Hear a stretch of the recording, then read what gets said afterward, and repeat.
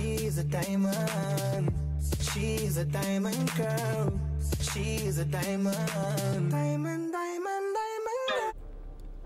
Hi YouTube, it's Princess Diamond. Welcome back to my channel. So today I'll be doing the double Dutch braids. Some people call them the twin box braids. I've seen them called Gemini braids, but basically what they are box braids done with rubber bands with 2 braids in 1 box. Now, this is not something that's entirely new. We've done them for many years on kids. I've done it myself on my girls.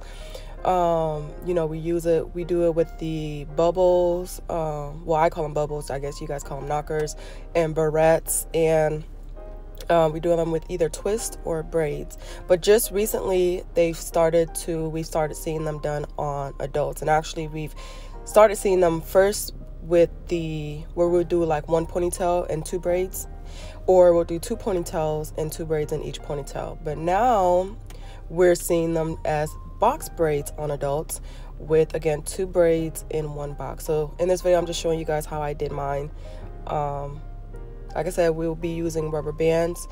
So starting out, I'm just sectioning out all of my parts and putting them into rubber bands just so that way I have that already done and I don't have to go back and forth with putting in the rubber bands and doing the braids. So I started out with just putting in all of the rubber bands. I'm just showing you guys how I did my parts, how many parts I did in each row. So there are total 21 boxes, and so then we did 42 braids because, again, we're doing 2 braids in each box.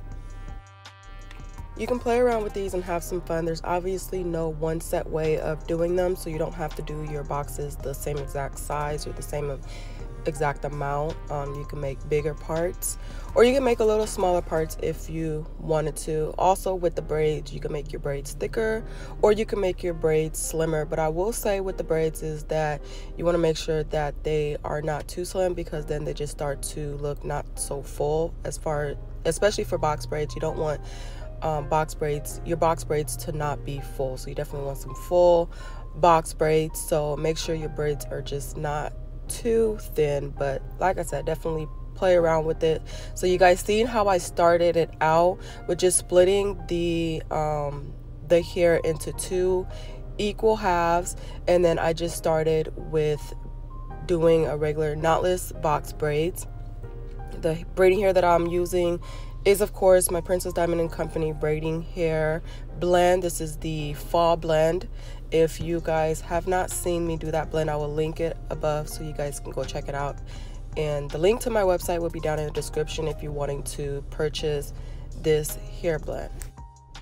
Altogether, I used 6 packs of my braiding hair blend. Keep in mind, my braiding hair blend comes in a different quantity than you would purchase if you were getting just regular pre-stretched hair at your local beauty supply store. So if that's what you're doing, I would say maybe 3 packs, like the packages that come 3 bundles in a pack, then you would need 3 packs of hair.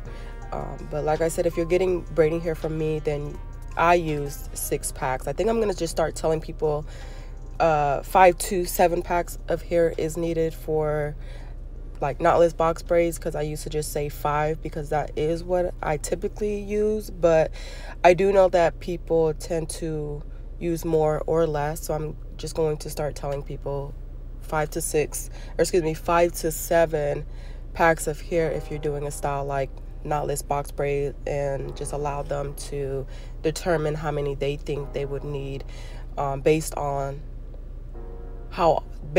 like the average that they normally use. If they normally used about the same as, you know, everybody else, or if they typically use less than other people, or if they typically use more than other people. Wow, that was way too much explaining to do. Let's get back to the video.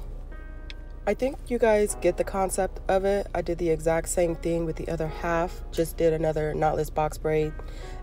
And then just try to keep your braids obviously even all throughout, keep them the same size. But that's really all it is to it. You're just doing you're just putting rubber bands around your parts, and then you're creating 2 knotless box braids within each part. So yeah, for anything else detailed that you guys are wanting explanation on, example how to tuck, that video will be linked in the description. You guys can go check it out.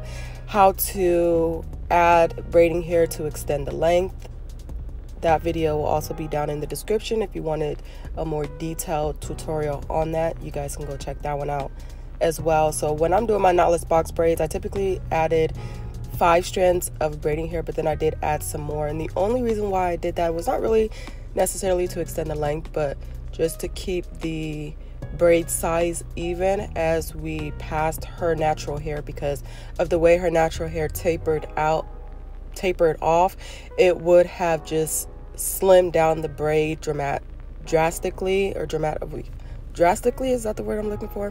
But it would have just slimmed down the braid. So I added some little pieces in while I was starting to pass her natural hair.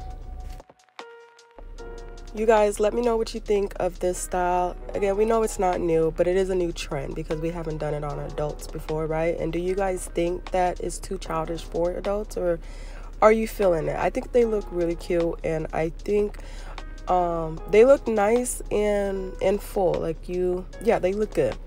But let me know what you guys think. I pretty much just finished it off like I would just finish off any other box braids, knotless box braids, oiling the scalp, putting mousse, and dipping the braids in hot water, and that was it.